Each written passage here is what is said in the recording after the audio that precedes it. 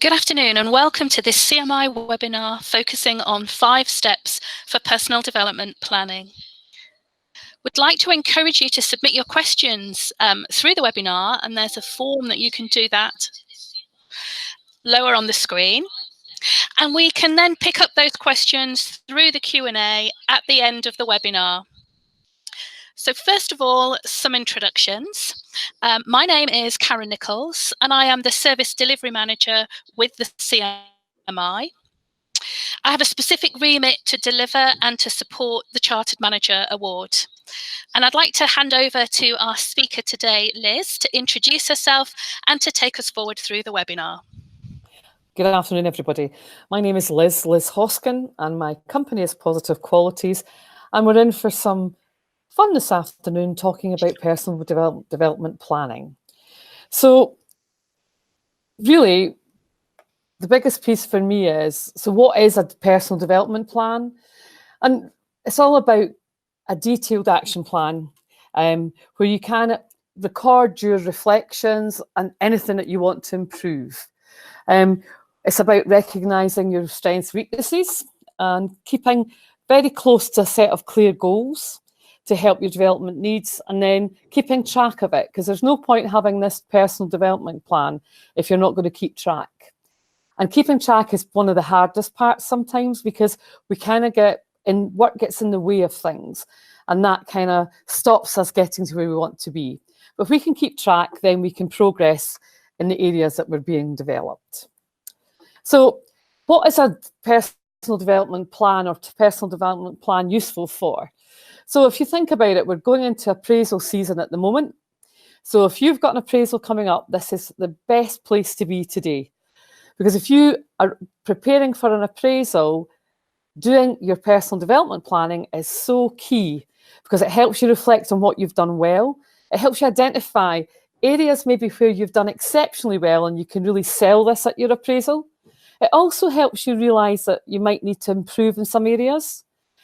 And I always say, before you go for appraisal, be very self-aware. Because if you're self-aware, then you can walk in almost knowing what's about to happen.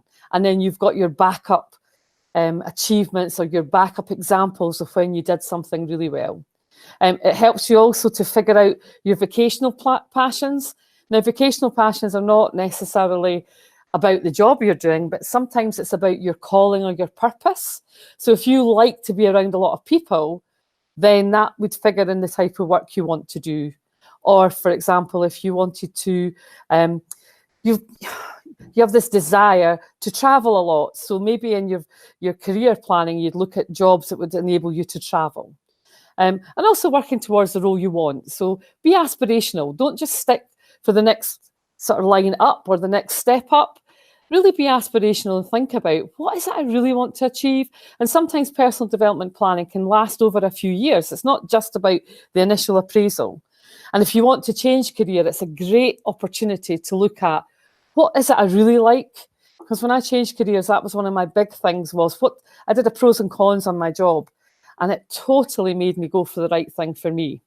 It can also help you develop your team. So it's not just about you. So if you're a manager, if you're a supervisor, you can use this to help you develop your team, because by taking stock of where everybody is, taking baselines on performance, you can look at, okay, so what can we do to improve this?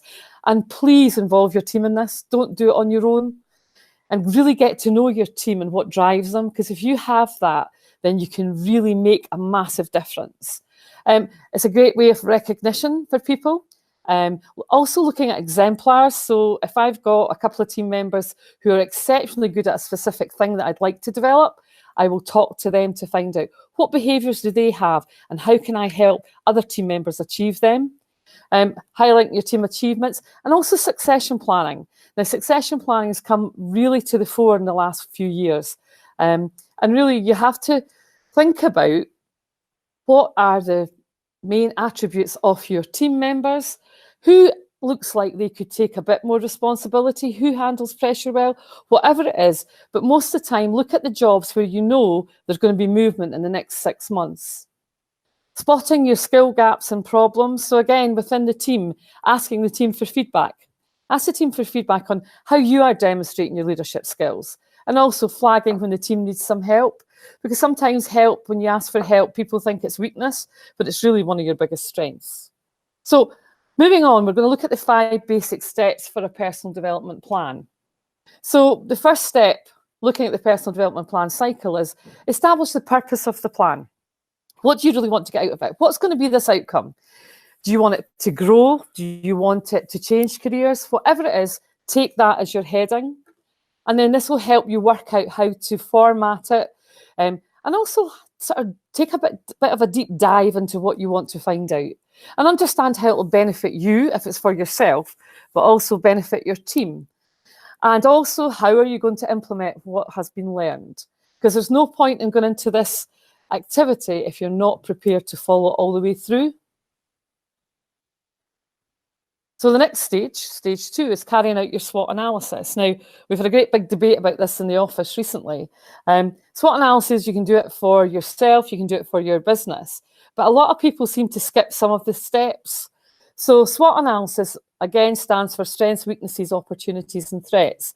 And if you're doing it on yourself, if you were using this, again, go back to appraisals, if you're using this to get a rise or using this to get a change in the department that you're working on, or even just a move up in the career structure, think about what makes you different. What are your strengths on? What qualifications do you have? What kind of projects have you managed? Have you done anything that's made a massive difference to the organisation? And if you keep a note of these as you go along, then this can build and build and build. Your strengths also, it could be that you're great at finding resources, or it could mean that you're very good at getting people on side. So whatever it is, make sure you've got some real live examples that you can share with people. Then once you've done your strengths, have a look at your weaknesses. So what are the areas that you're not so good at? Now, there are different schools of thought on this. Sometimes people, if they've been doing strength finders, they just want to hone in on your strengths and forget your weaknesses. But I would look at some of your weaknesses, maybe 1 or 2 that you feel that would make a personal difference to you. Or if it is in your team, where are your weak areas? If it can't be rectified by the people that are there, that might be a way to help your talent plan, to then look at people who have the areas that are missing in your current team. But weaknesses, don't spend too much time on this unless it's a very specific area. So say you wanted to become the leader of the team. So it might be one of your weaknesses was public speaking. So you would look at, okay, so how am I going to get better at that? I'm going to mention just at the end of this areas that you can look at to help you. So do your strengths, then your weaknesses, then have a look at the opportunities. So is there anything happening in your business, in your company, where you could put your head above the parapet, put your hand up and say, I would like to take part in this. So when I was changing from a store manager to a trainer, I looked at every opportunity I could get to get involved in the training so I could really find out about it. And my hand used to go up all the time. But I tell you, because I had real life experience, when it came to changing over to training, it was so easy. It was such an easy transition. Also look at opportunities, to develop yourself further by even asking for a job shadowing, talking to someone within your team who's very good at something that maybe you haven't been that great at, that you can ask them, can I come and sort of shadow you and just ask some questions to help me? Or you could even look at, how do you want to really approach this? And it might mean that you can go to your boss and have a bit of a plan before you even do your personal development plan and explain that this is what I'm doing, and then ask them to help you. Where are the opportunities for you within the organisation? Then we look at threats, things that could get in the way of or interfere with your development. Now, if you're going to do an extra qualification, or you're going to do maybe extra work at work, you have to think about, is this going to interfere with my lifestyle? Does my family situation, is that going to be able to stand up okay without me if I'm going to have to put a few more hours in? There's all different things that you need to consider. But don't be put off by the threats. Sometimes threats can almost create a bit of an opportunity for you if you take a bit of a delve into it, just to see what could lie beyond the threat. Because sometimes a threat, we were actually doing a SWOT analysis for our business recently, and one of the threats was digitization. But actually, when we took a deep dive into digitisation, we found massive opportunities for ourselves and also an opportunity to partner with people we hadn't thought about before. So it's not necessarily negative. It's really to make you much more self-aware and be prepared for it. Then number 3, we consider our learning style. Now, how do you like to learn? I'm a very visual learner, so when I'm doing anything, I have it right up there. Because if it's not visual, if it's too wordy for me, I actually zone out. So look at your learning style, and if you are doing it for your team, get to know your team's learning styles. Now, on the slide it says, try Honey and Mumford's learning style quiz. So Honey and Mumford is very much about activists, reflectors, pragmatists and theorists. Now, if you were using Honey and Mumford in your team, you'd look at who are the people who like to put theory into practice, who are the people who like to stand back and reflect a bit. So you can't just rush through things with them. They maybe need time and preparation. So your reflectors and your theorists, sometimes you would need to just give them a bit more time before they do things. And yourself, if you can put yourself on this continuum, you can look at it and decide, where do you sit? And I'm an activist pragmatist. But I do reflect from time to time. But it's about just getting to know that. But there's loads of different tools you can use to get your learning styles. And also, it's worthwhile because the more self-aware you become, the better a manager you'll become, the better person you'll become. You can also use Myers-Briggs. I don't know if anyone's heard about that. So Myers-Briggs, again, you take a questionnaire, then it tells you what type of personality you have. And it gives you a real insight into sometimes what your blockers can be, or sometimes about the relationships that you have within your teams. So all these things are so worthwhile. And if you are a member of CMI at the moment, you can find all of this on Management Direct. And understanding the easiest way for learners to absorb the development means you can choose activities that really work really well for them. Because if you put the effort into the planning and preparation of this part, then you'll pick the best way to develop yourself and your team. And that's what this is all about, because at the end of the day, we really want an absolutely amazing personal development plan that gets us the outcome we want, but also if it's for our team, it's going to help the team, but at the end result, it's going to help the business.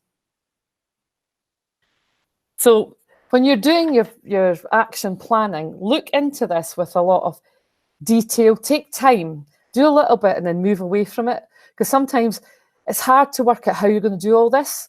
And a lot of people would use SMART. So SMART's an acronym, and SMART stands for specific. So what are your expectations for this? What are the specific things you want to work on? Measured. How will you know, what does success look like? How will you know when you do succeed? So if you took something like professional speaking, public speaking, or standing up in front of people, how will you know you've succeeded when you don't get this feeling of being sick constantly when you think about it? Because public speaking is ranked second to death. So we need to look at that. The A in SMART stands for, is it going to be achievable? Is this realistic? Now, I'm from a very positive school of thought that a lot of the times when they say it's achievable, then to me, it's not stretching me enough, but that's my own personal preference.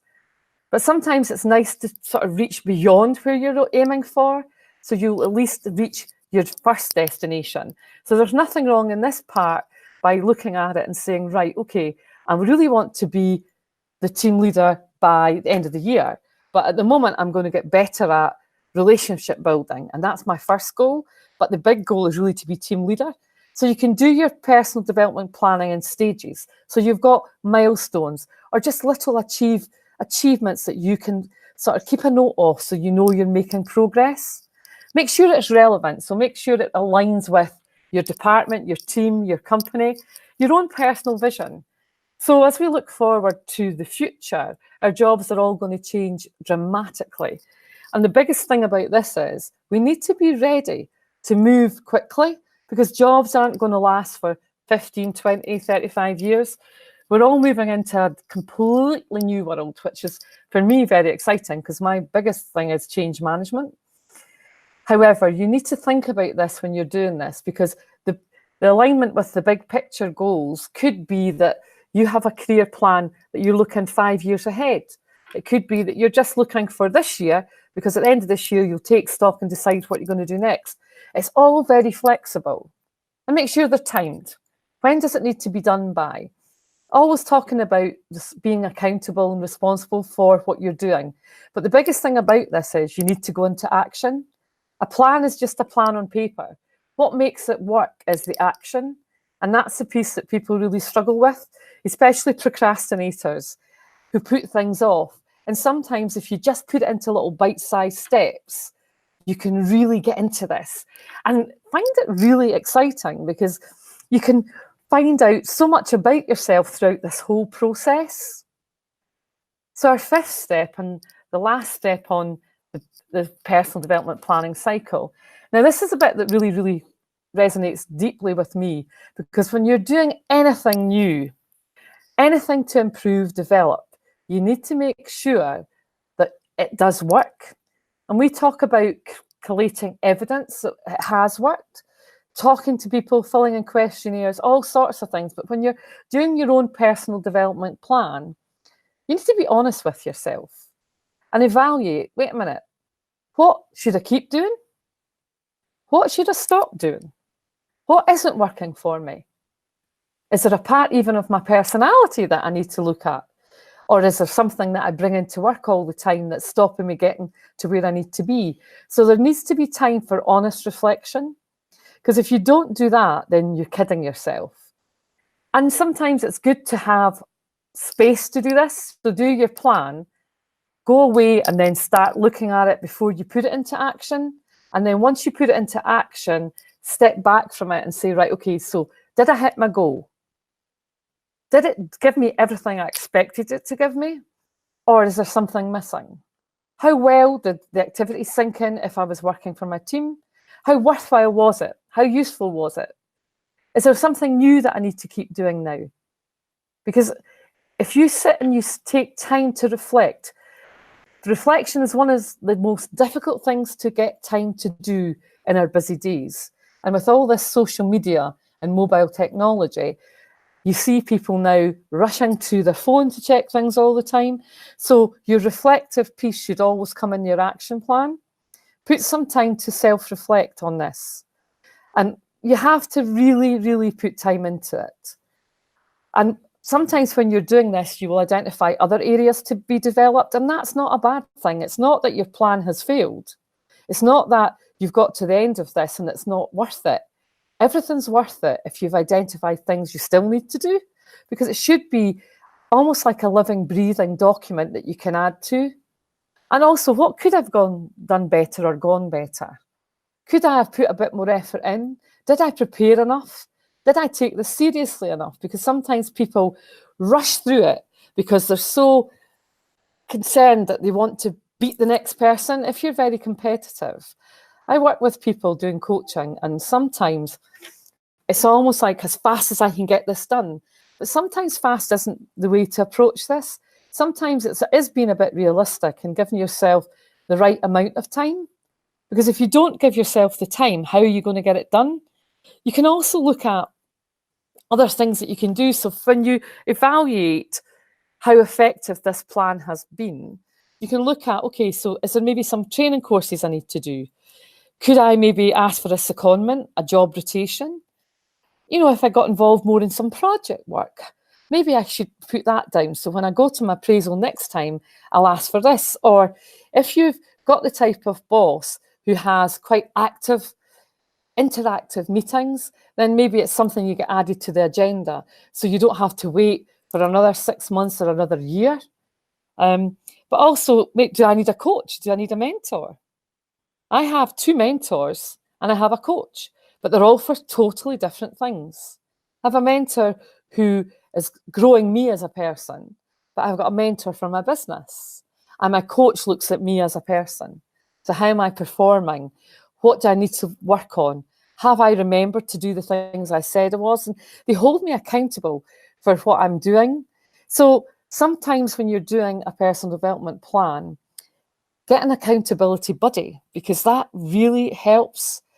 And we sometimes form triads. We have mastermind groups. So a mastermind group is people all going sort of want to sort of get the same outcomes, but they might be in different industries. But we meet usually on Zoom or a Google Hangout, and we meet and we chat about where we are. And someone will always have an answer or a piece of knowledge. So it's a lot about knowledge transfer, but also accountability, but also a bit of inspiration. Because, you know, you're only going to be as good as the people you hang around with. So if the people you're hanging around with are not helping you, so you maybe need to start looking at decluttering your friends, decluttering some of the people who you used to maybe go to for advice and help. But as we grow and we develop, so do the people we need to hang around with. They need to change sometimes. And there's nothing wrong in having a good declutter. And that goes for everything, whether it goes for all the stuff that you keep on your research or whether it goes for real live human beings. When you look at the whole review too, I have this little thing that we do. We have a thing called an action review. Now, please take this. Everything here is for take it. An action review takes probably 5 minutes. We do it once a week. And literally, action review is we take a piece of paper, we put a plus sign on the left-hand side, and we put a minus sign on the right-hand side. And literally, as a team, we just go through, and the plus sign is, okay, so what went well this week? What were the real good things that we did? What was the recognition we got for this? What were the results? And then on the right-hand side, what didn't go so well? Kind of like a lessons learned, but in 5 minutes. And we keep these, and we use them as a tracker to see our journey, to see how much we've managed to achieve. And these little trackers become part of our story. And you can do it for yourself, you can do it for your team, you can do it for the whole company. But an action review, it's on your feet, it's done very quickly, but it really captures some of the essence of some of the things that you've done.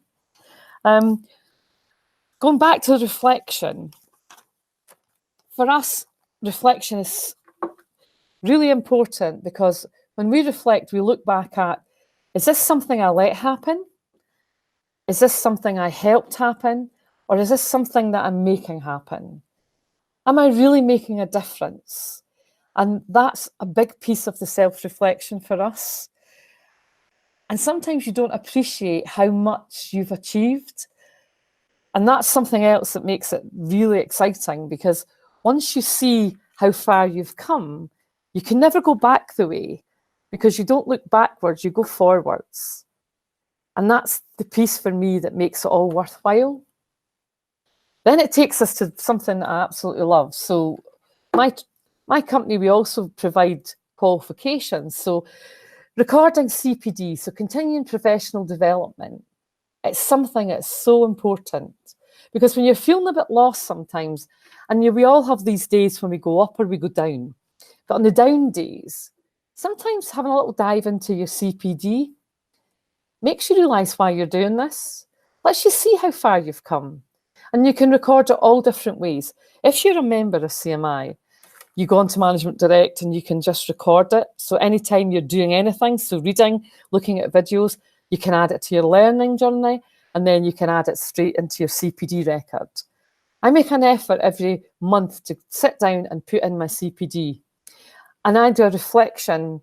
At the end of the year, I look at how much I've done and look at where I've had the most return for my investment. And my investment's normally my time, because I'm quite a small business. However, time is so important. So if I invest my time, I want to make sure I've had a return for it. And also, CPD makes you better equipped and prepared. And there's a lower chance of you making mistakes the next time, because sometimes when you get your lessons learned or you've done your reflection and your review, by writing it up in your CPD, what happens is you won't make that mistake again. It stops you from doing the same old thing. If you're doing it for your team, it can help your team's performance, because you can go and do something and then come back and share it with your team. But also it can make you realise what you've learned. And it helps open new doors for you in your career. CPD is so important, because as soon as you go on to do any sort of awarding body membership, so if you're part of CMI, you're part of the Association of Project Managers, you're part of the Chartered Chartered Management Accountants, anything like that, if you're part of any of these chartered bodies, you want to make sure that you're keeping your CPD, because that's part of being chartered. Being able to spot and open doors, a structured approach to take control of your career and your team's performance. So you can look at, okay, over the next month, I'm going to do this. And then you've got a complete record of it. And then you can take that record into your personal development plan. It's also a way to see and show your team how far they've come, and also how much you've added value to your employers. We run a lot of qualifications, so we need to keep job current. We need to have a lot of information about that. If we're delivering customer service qualifications, or we're delivering management qualifications, are we proving that we're doing this? I'm also a chartered manager. And I mean, for me, that's a huge thing, but we'll talk about that in a little minute. Also, when you're doing your personal development planning, these are the skills that people kind of tend to forget, or they find them hard to develop. So some of these belong to the emotional intelligence, and part of what we do is big on emotional intelligence, because emotional intelligence is probably quite hard sometimes to gauge or even track as a measurement. But the biggest piece is you'll know you've done it well because you feel the difference and you see the difference. So things like adaptability. So if you reflect back to just a couple of minutes ago, I was talking about the way our career paths are about to change. And this being adaptable and receptive to change, let's face it, we are absolutely going to be change all the time. And if you can be adaptable and don't get that kind of horrible feel every time someone says we're about to change this, and you take being adaptable as an opportunity rather than a threat, it's amazing how you will take this on board and really look forward to it. Ethical practice. Now, for me, ethical practice, it's a feeling as well. You know, when you're doing something and you know it's right, you feel it. But if it's not right, again, pay attention to how you're feeling, because that will tell you something isn't quite right. Or if someone asks you to do something, is this the right thing to do? Is this ethical? And you need to look at all the, especially now in the world that we're living in, people are becoming much more aware when it comes to mental health and well-being, when it comes to equal opportunity, sex discrimination, everything. Ethical practice is coming up much more and more. So be really aware of that and look at how you deliver that. How do you cope with that? What do you do that's different? Because if you're going to be looking for your next career, that's something that's going to come up. Self-control or self-regulation. I always talk about, be very aware of your trigger points, the things that annoy you, the things that make you who you are, which is part of your DNA. However, be aware of it and then use it to your advantage. Don't use it to your disadvantage. If you have a degree of impatience, then turn it into anticipation. Don't sit in impatience, because if you sit being impatient, all your team are going to get fed up with you. So you need to be a way to harness the way you feel, your emotions, the way you deal with people. Empathy is another one.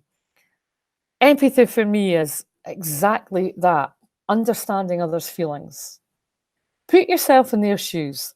Put yourself in their shoes and think about, okay, so if that was that person, how do they want to be treated? What can you do that would help them?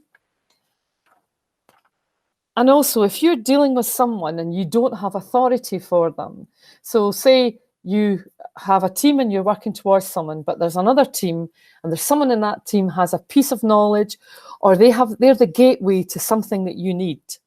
So there's a little tool that you can use. So it's a model from Cohen and Bradford. And Cohen and Bradford talk about understanding people's value. So if you understand what that person values, and we call it currency, then look at that.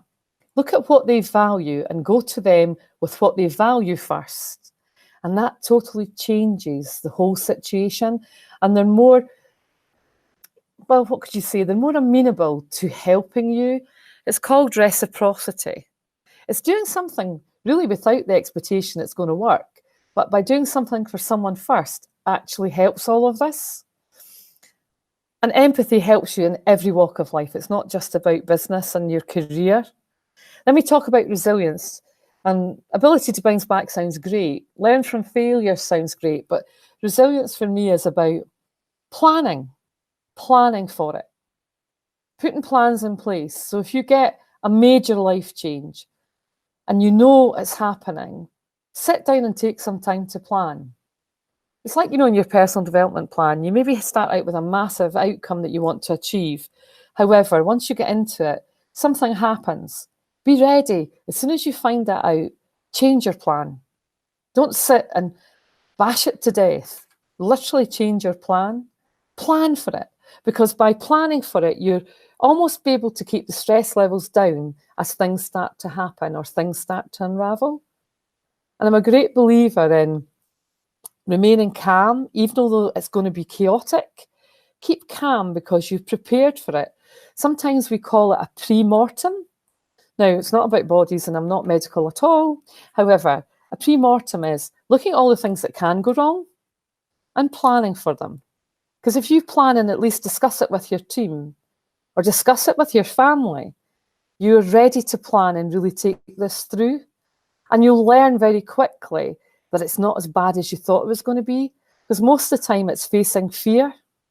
And once you walk into fear, things become much different and usually pretty easy or easier. Last one is self-awareness, understanding how you impact others. I have got loads of energy and I need to rein that in when I'm dealing with people sometimes because it's too much for people. I just need to look at the body language. But again, I watch how people react to me and I call it flexing. I would flex how I am with certain people because I don't want to put them off me. But most of the time, if they have been put off to start with, we usually end up being lifelong friends because of my self-awareness and their self-awareness. And also, I love challenging conversations too. I don't sort of slide away from any of that. I love to actually sit down and let's just get it out on the table and let's discuss it.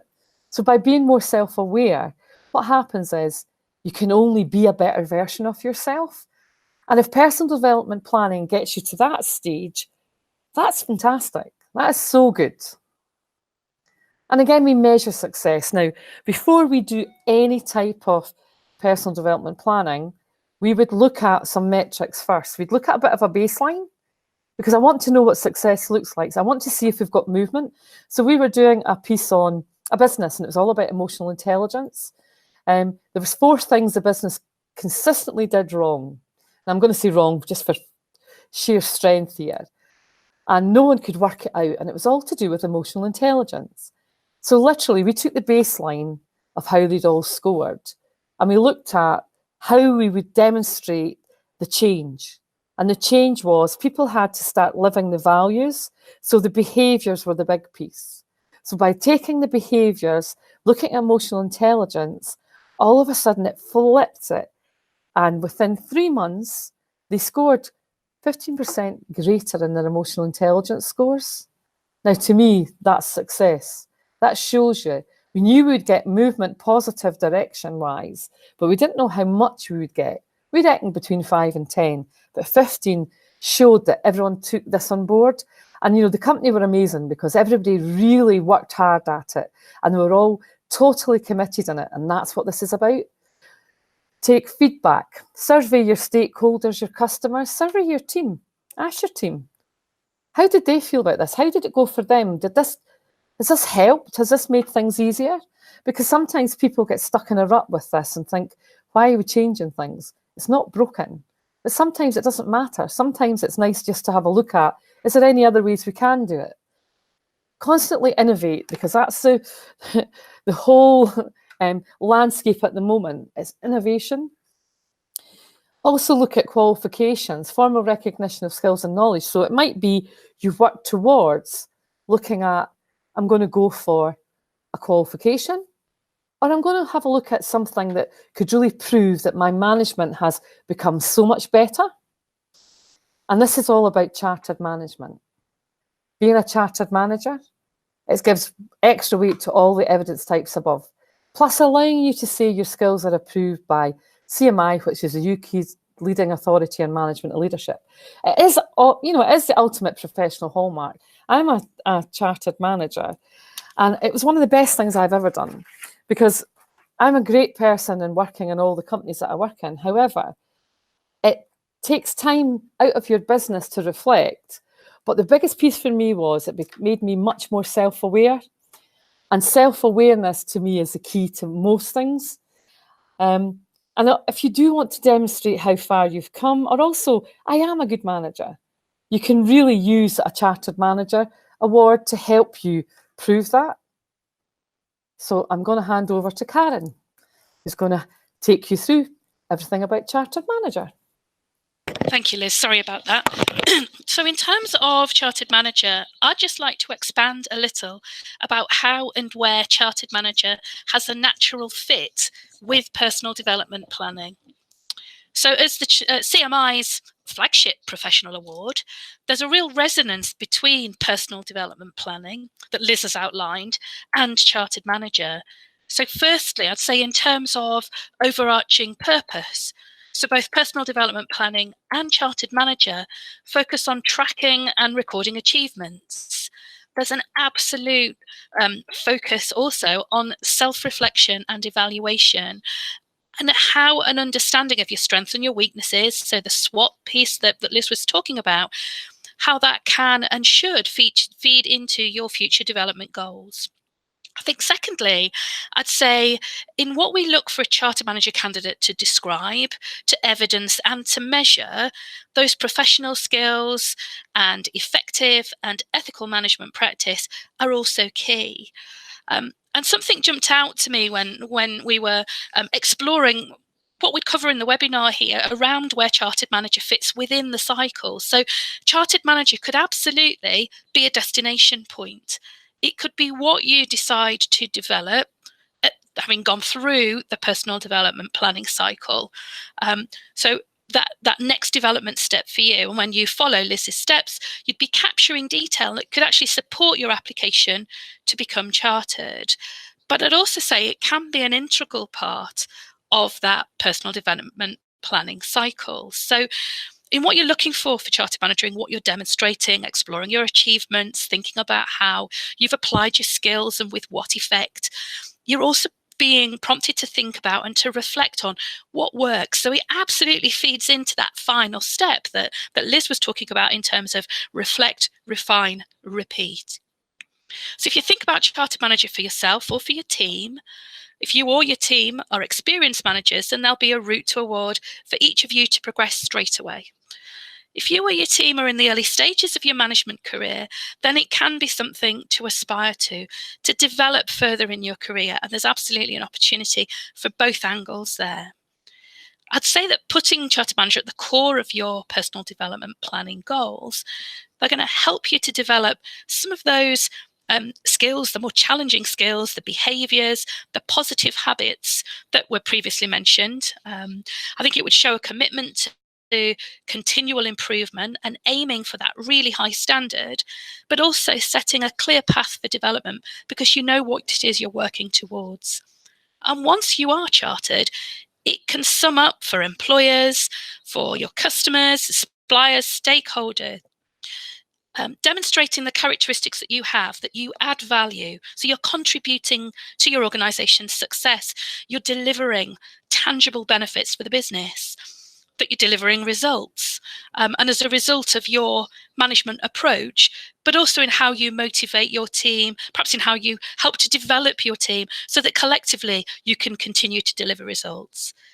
It can demonstrate that you work more confidently, which is something that Liz absolutely identified about self-confidence, self-evaluation, self-awareness. So that confidence that in applying your skills and knowing how to achieve results, you can also increase your self-awareness.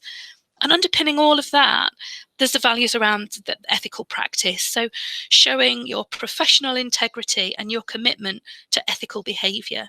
And because you've been through the assessment for Chartered Manager, you've had all of those skills impartially assessed and approved.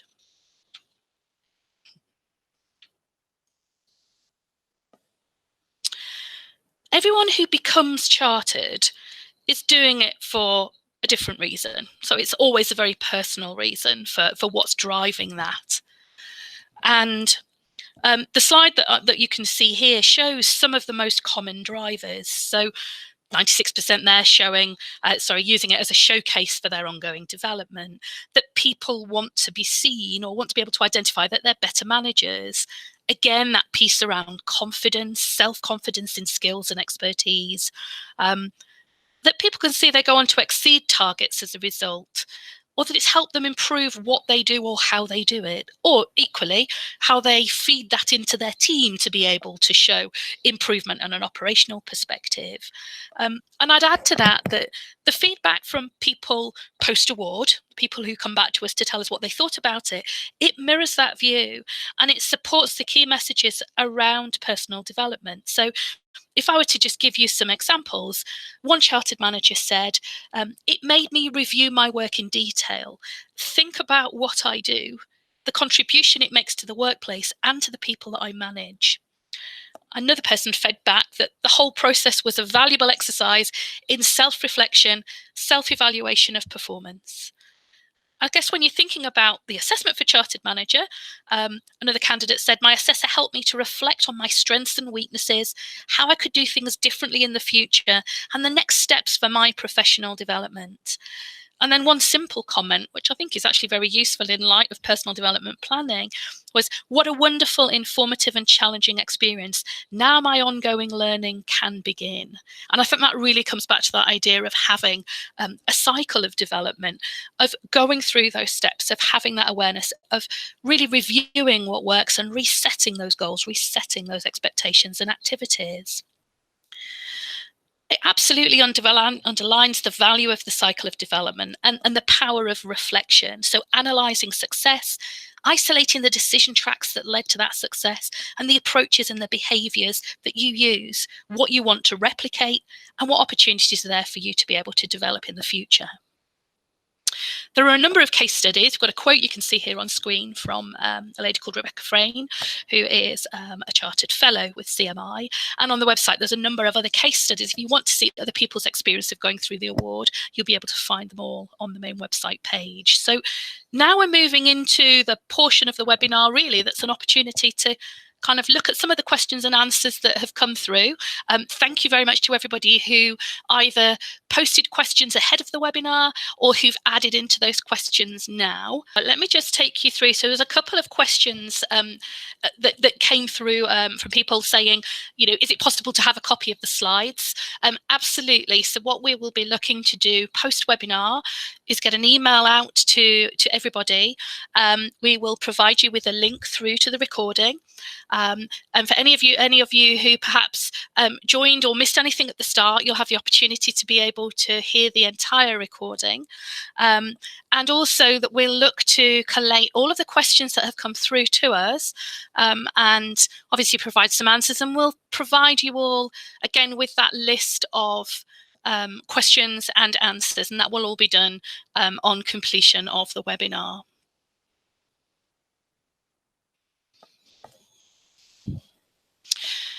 Let me just look and see if there's any other questions here which I can potentially provide an answer to. So there's a question here, what was the difference between a personal development plan and a CPD record? Well, I guess from what Liz was identifying, in actual fact, the two are pretty much interlinked. So the personal development plan about identifying your objectives, about looking at what your activities could be or need to be, and being able to complete those and review them is absolutely part of that personal development planning cycle. So I think the two intrinsically linked as far as that is concerned.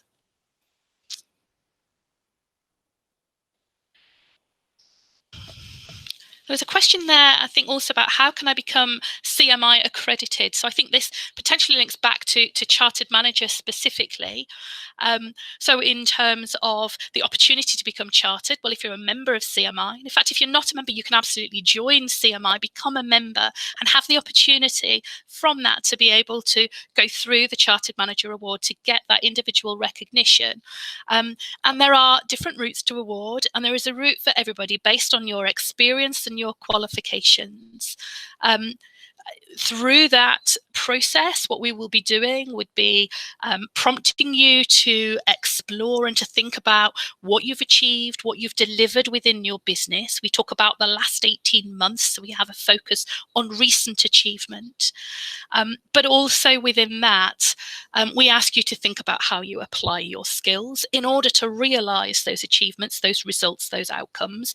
We do want you to be specific where you can, so we're looking for you to be able to measure that success, measure the outcomes that you delivered, but thinking about how you use your skills to bring that about. So it's not just what you did, it's how you did it, and it's how you worked with other people, perhaps how you influenced other people, how you were leading people, how you were managing change. So yes, we'll focus then on exploring your achievements and how they have delivered. The assessor will work with you on that. They want to understand the value of what you've delivered for your business and really explore and get down to that detail, understand what your role was.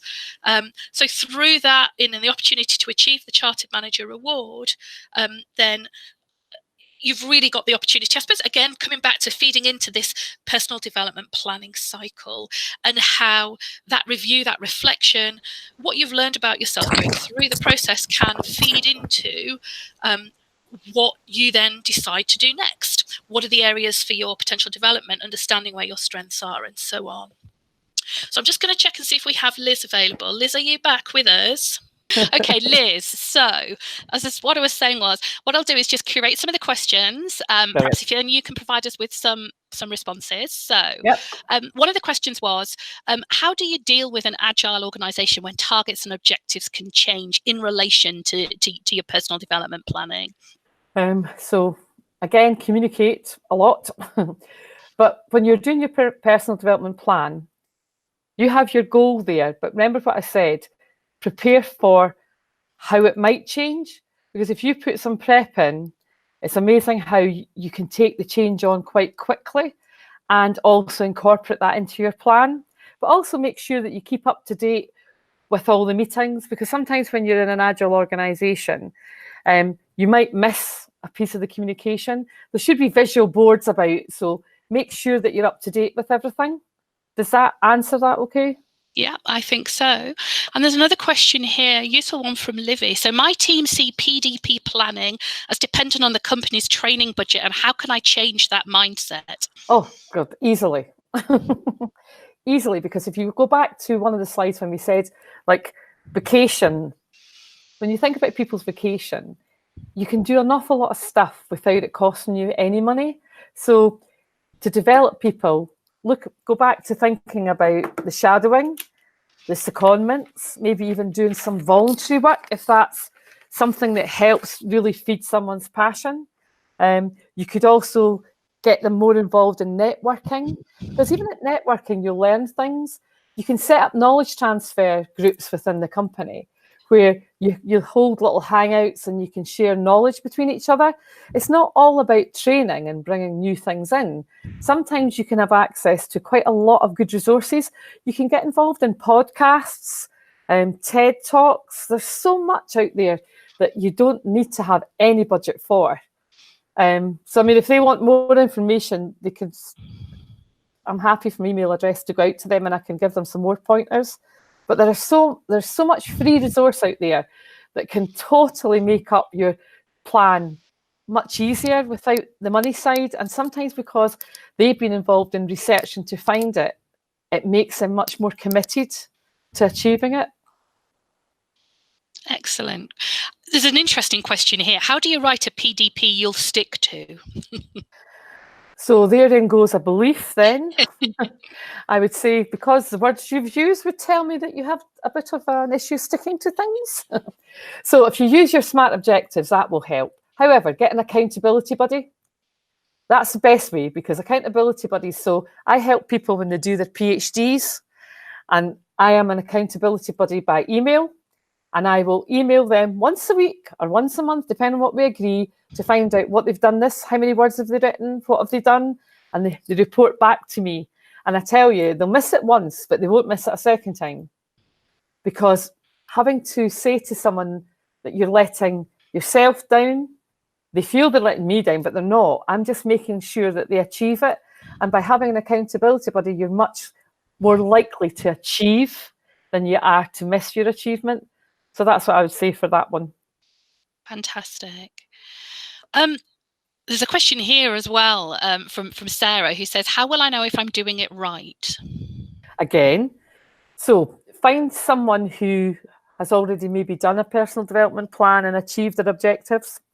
So use LinkedIn sometimes. So LinkedIn is good to find peer-to-peer support and help.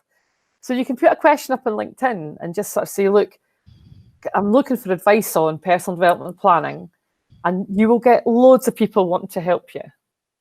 You can go and join forums. So so the professional bodies will have forums, but look even for networking events where they're talking about personal development planning, because it's a pretty hot topic. It never ever goes away, because even when you're working for yourself, you should still do a personal development plan.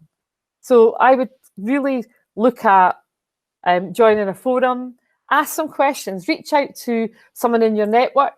And if you don't want to reach out to someone within the company, find someone outside the company who's on your LinkedIn network and reach out to them, and they'll help you. It's amazing. I had a reach out from Chicago last week, and I haven't spoken to this woman for ages, and she got in touch. And literally, we had a fantastic chat about personal development planning and things that she'd been doing, how she was going to use them. And sometimes you just need to check in with someone so you know that you're not mad or you're not going down a wrong route, or a route that maybe isn't going to take you to the right result. So sometimes it's just a sanity check you need, because we sometimes overthink things. So no, I would have a look at that. Reach out to someone. Thank you, Liz. So just a few more questions that have come in. I'm conscious of the time we have here. So a question here, actually interesting. What's the distinction between a mentor and a coach? Right, so coach will coach you through a very specific thing. They will not give you any advice. They will not point you towards specific resources or anything like that. They will ask you questions to get you to discover what you need to do to change. And they will challenge you to really think about this, because really, unless you do it for you, unless you come up with the answers, you aren't going to change, because we can't make you change. So you need to, sit one-on-one with someone, and they will take you through that. A mentor is completely different. A mentor will bring on, so a mentor might come in and they've got great experience in growing a business. So they're going to help you through the kind of pitfalls, avoiding mistakes, because they've already got that expertise. Or they will come in and give you advice and say, well, wait a minute, don't do it this way, do it that way. Now, you don't have to follow the mentor, but what it does is it opens your mind up to lots of possibilities and opportunities. So coaching you specifically on a skill you want to achieve. Most of the time when I'm coaching, it's about a behaviour change someone wants to make. Now, if I tell them how they're supposed to behave, I'm not coaching them. I'm doing mentoring, and I'm also telling. And coaching isn't about telling. Coaching's about asking a series of questions to get you to work it out for yourself. And that's how coaching can be very, very powerful. And behaviour change, once you master it, you feel as though you've climbed a mountain, because behaviour can be quite hard to change. So if you had a mentor telling you how to change your behaviour, you might not take it on board very well. Does that make sense okay? Yeah, absolutely. I think perhaps we've time for one more question, but it's one I think I'll field. So there's a question here. How can Chartered Manager help us in career growth? Well, actually, Liz, I might come back to you in a minute. Let me just initially give some thoughts, but I'd be interested to understand what your thoughts are as a Chartered Manager as well. I mean, what I would suggest, and certainly the feedback that we will have had from candidates going through this, it again links to PDP. It's all about that reflection. It's about being able to identify what it is that you've delivered, because if your career, if really where you want to go and how you want to grow in your career is about being able to prove that you have the skills, that you apply them, and that you can see the end results, and that's absolutely what Chartered Manager is looking to do, albeit it's looking at a particular point in time. It's looking at recent achievement, but it's also looking to encourage you to start those good habits around reflection, around evaluating, taking the time to stop and think, what is it that I've actually achieved? Why was that important for the business? And what is it actually delivered? I think very often as managers, we don't tend to take the time to really do that evaluation piece, to reflect on success, might even be reflecting on the things that didn't work, but to be able to say, I can grow from this, I can take something from it, I can identify those behaviors, the approaches, the management skills, the things I should do that I should replicate because they're going to help me get further. They might be giving me the next opportunity, but also to learn from the things that don't work quite so well. Because in that self-awareness and in building confidence in that way, you absolutely are then able to push out the message about, why you're such an effective manager and why you're somebody that every organization, every employer should want to employ, should want to take forward. So that would be my take on that. But Liz, what are your thoughts about Chartered Manager and career growth? Chartered Manager for me was, the biggest thing that came back from it was the impact.